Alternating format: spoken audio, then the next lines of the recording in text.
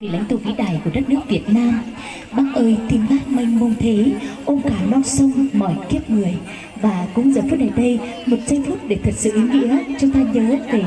Chủ tịch Hồ Chí Minh. Và với tháng năm lịch sử, một lần nữa chúng ta luôn luôn khắc ghi công ơn của Chủ tịch đã luôn đi tìm đường cứu nước cho đất nước Việt Nam, cũng như mọi người con trên bản biển dân tộc của đất nước Việt Nam có một cuộc sống độc lập, tự do và hạnh phúc. Ngay sau đây chúng ta sẽ cùng đến với một tiết mục rất ý nghĩa được mang tên Bác Hồ một tình yêu bao la, với phần biểu diễn của cô giáo Thanh Lan. Xin dành một tràng tay thật lớn để cùng chào đón tiếng hát của cô giáo Thanh Lan.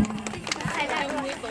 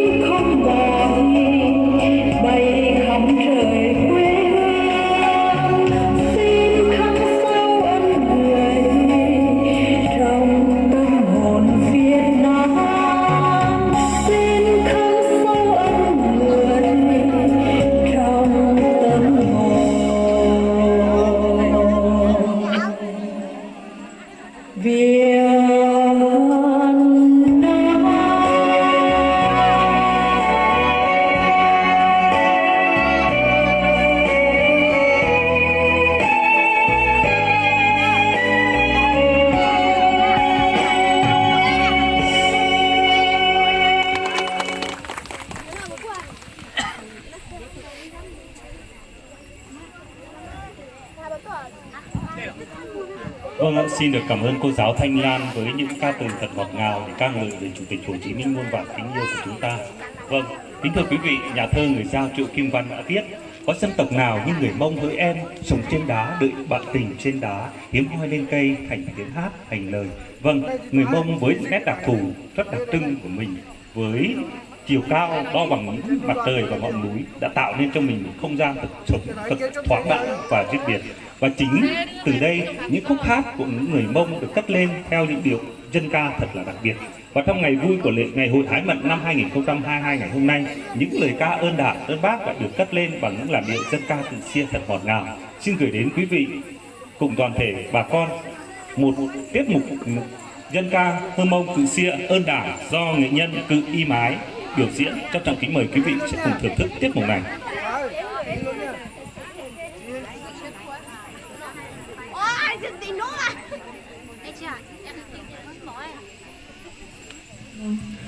ôn bên chấp lời về thọ chế than thọ chọn lo thì anh chỉ biết sợ là xóa lên xóa tù rồi bây giờ mình nhớ trong học tư là bây giờ chỉ nó cả thì bây giờ mong chỉ ta lên đó là bây giờ chỉ mong bây giờ chỉ cho bỏ chế chuyện gì thì cũng yêu hãy ra cứ chia trâu tan cho bé để chỉ biết sinh sợ đừng luôn hãy tao trong đi chả là bé làm luôn lên đó nữa nè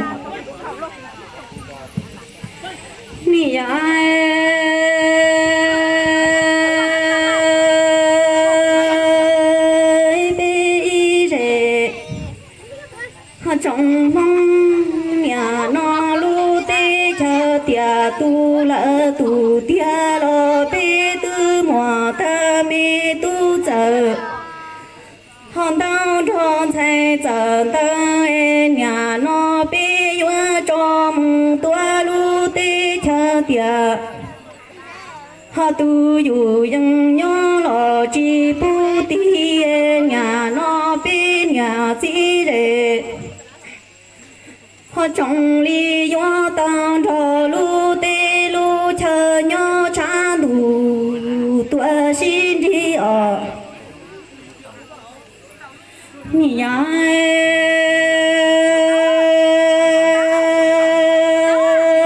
bê y rể họ trong mong nhà nó lu tê chờ tia tu lỡ tu tia lo bê tư mùa ta mê tu giờ hòn đau em thấy giờ đau bê yo cho mù tua lu tê tua lu chơi khó em nhà nó bê rể họ trong mong li tao cho lu tê lu chơi nó ca tua mù bư sa yo mong li rong cho lu là họ sang qua cầu tua lu ji đông e yo hai trâu bê tê nó tê họ chữ e bê nhà chỉ rể trong lòng họ tu giao có nó ca lo nhớ rong ở cảnh hội Ái Mận thành mảnh đất Mường Lống Kỳ Sơn thân yêu. Kính thưa toàn thể quý vị, những bài dân ca Mông ca ngợi vẻ đẹp của người thiếu nữ. Bố mẹ sinh ra em nổi tiếng đẹp xinh, ta thường lấy núi đồi làm thang bắc lên thăm. Bố mẹ sinh ra em lừng xanh tươi giòn, ta thường lấy núi đồi làm thang bắc lên hỏi. Và với có rất nhiều làn điệu dân ca để ca ngợi vẻ đẹp của người thiếu nữ bản Mông. Và còn có dưới con mắt của chàng trai Mông đang say đắm trong tình yêu thì như thế này: không biết bố mẹ em ăn gì sinh ra, để anh ngắm nhìn mải miết, cứ thấy đôi mắt đôi má em trắng đẹp trắng xinh như hoa bạch lan ở lưng rừng. Để những chàng trai Mông mắt sáng, mày sắc, mạnh mẽ và tài hoa, cốt cách như sao chém đá, ý chí như những ngọn núi cao. Khi yêu đến nồng nàn, đam mê với trái tim chân thành, một sự thủy chung hiếm thấy. Sau tiếng khèn khắc khoải chờ đợi bản tình, sau những phút giây đắm say tình tử đến thâu đêm, chàng trai Mông lê bước về nhà. Bà hồn như còn ngủ ở thắt lưng em. Và nối tiếp chương trình, xin mời quý vị đại biểu cũng như đồng bào đồng chí và người con vùng bản, chúng ta sẽ cùng đến với tiết mục múa điệu nhảy cô gái người Mông do đội văn nghệ bản Long Kèo biểu diễn.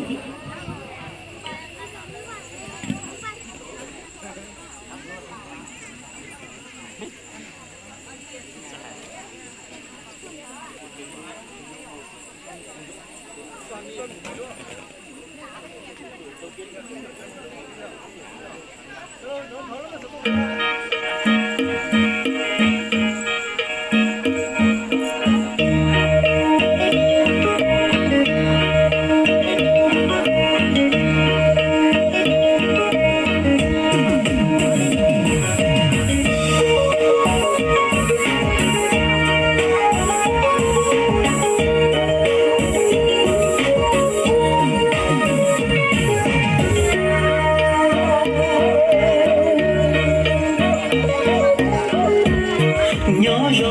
bên làng hoa nô nó có yêu mùa đã chi và cả nó cũng qua chi mà lý cho con ta la mà lý cho con một nó phải na na na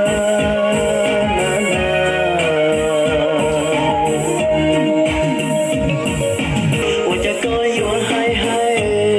em có cả yêu tu tu khai mua cũng nia đâu mê nhá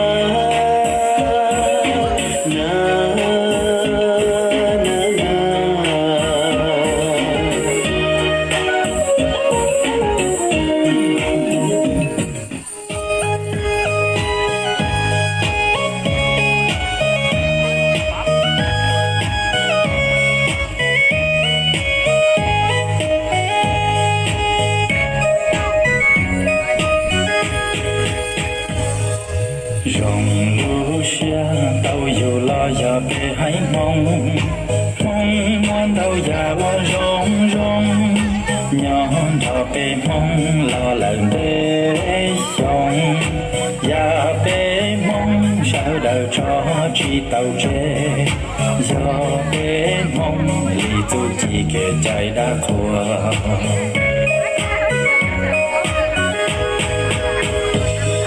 mong mùa ya ua rong trăng do bé mong lu ba chia bé trao mùa chỉ từng thay rong gao thì tôi rong rao chỉ từng gao ngày cứ chia là chỉ cả ly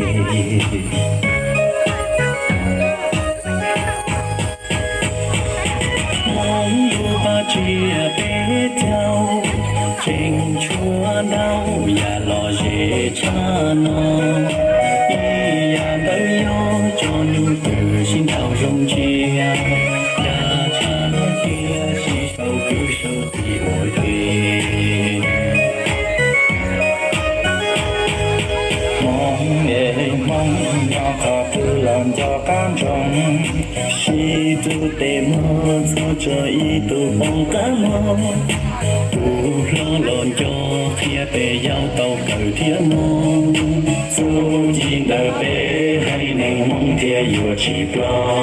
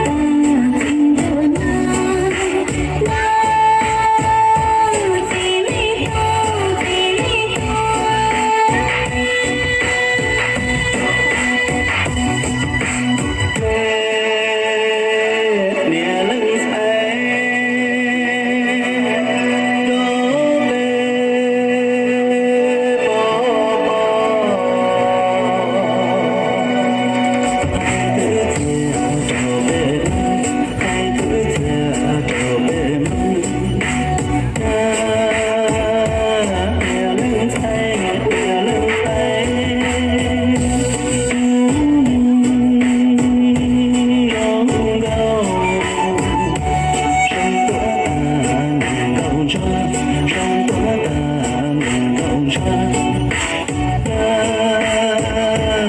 nhà lên thay nhà lên thay có trong đầu xin đi đâu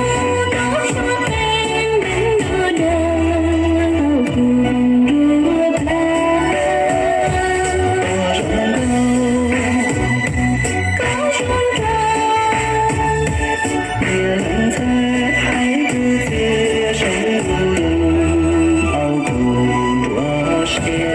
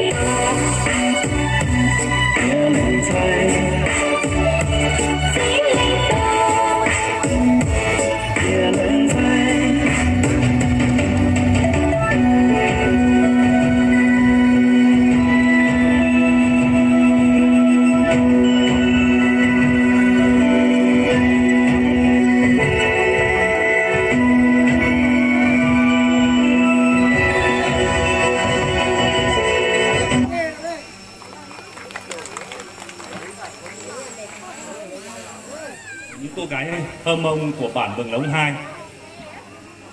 Kính thưa tất cả quý vị, Vũ điệu kết đoàn là tác phẩm được dày công nghiên cứu bởi đồng chí Tòng Thị Phóng, nguyên ủy viên Bộ Chính trị, nguyên phó chủ tịch thường trực Quốc hội, một người con của vùng đất Sơn La, nơi có đồng bào các dân tộc cùng sinh sống. Vũ điệu đoàn kết không chỉ đơn thuần chỉ là một sản phẩm nghệ thuật tinh khiết, những nét đẹp văn hóa của các dân tộc, mà đó còn là thông điệp của tình đoàn kết, sự gắn bó của các dân tộc, góp phần xây dựng khối đại đoàn kết toàn dân tộc. Và ngày hôm nay, trong ngày hội hái mận huyện Kỳ Sơn lần thứ nhất năm 2022, xin mời toàn thể quý vị, chúng ta sẽ cùng đến với một giai điệu rất đặc biệt với phần biểu diễn của các cô giáo trường mầm non Mường Lống. Xin một tràng pháo tay thật nồng nhiệt của quý vị để chúng ta chào đón tiết mục này.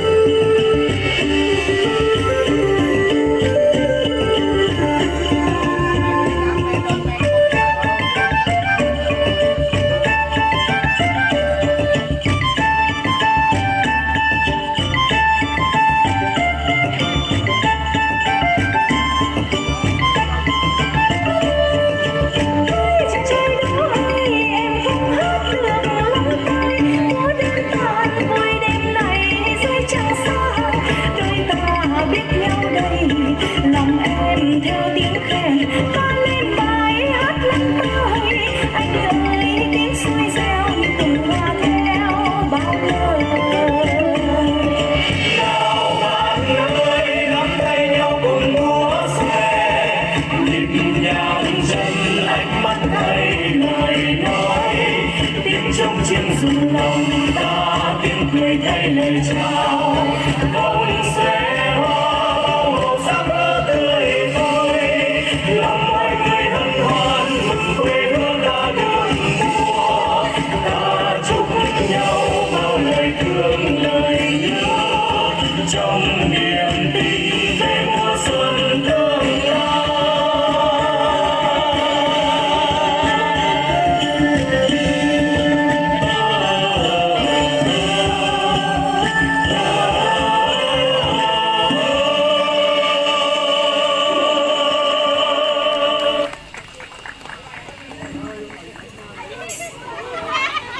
Đồng chí và toàn thể du khách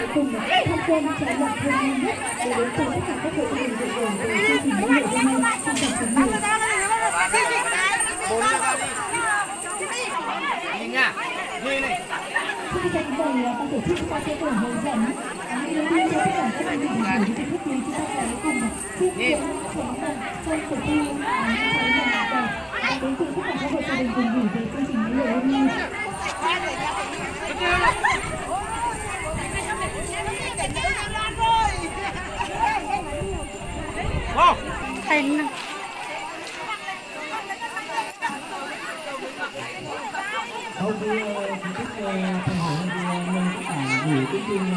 ban thông tin đăng ký dành tất cả các bạn nhớ đưa kịp thời để chúng ta đoàn tốt này.